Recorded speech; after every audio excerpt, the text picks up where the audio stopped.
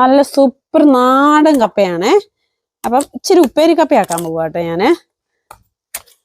കണ്ട നല്ല ഇങ്ങനത്തെ തൊലിയുള്ള നല്ല കപ്പ, നല്ല കയ്പൊന്നും ഇല്ലാത്ത കപ്പ.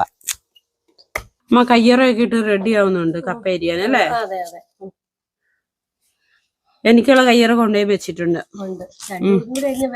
വേഗം തീരും. അപ്പൊ വീഡിയോ എടുക്കുമ്പോ ഒരാൾക്കല്ല അരിയാൻ പറ്റുള്ളൂ. ചെറുതായിട്ട് നൈസായിട്ടല്ലേ അമ്മേ? കനം കുറച്ച് രീതിയിൽ മാറ്റിയാ മതി. അപ്പൊ ഞാനും കൂടി കൂടാ.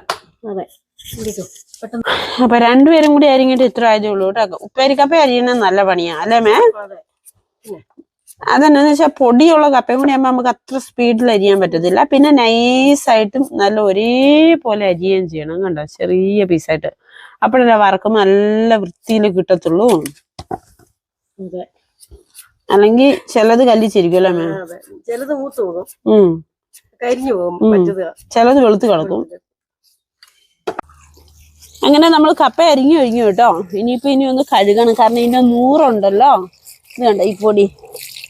അപ്പൊ ഒന്ന് കഴുകി വാരിയിട്ട് വേണം നമുക്ക് ചെറുതായിട്ട് വാട്ടിയെടുക്കാൻ.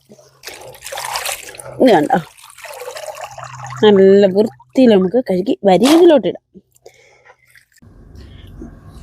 അപ്പോഴേ നമ്മൾ വെള്ളം ആദ്യം തന്നെ വെച്ചായിരുന്നു കേട്ടോ. അപ്പൊ നല്ല ചൂടായിട്ടുണ്ട്. നമുക്ക് കഴുകിയ നമ്മുടെ കപ്പ അതിലോട്ട് ഇട്ട് കൊടുക്കാം.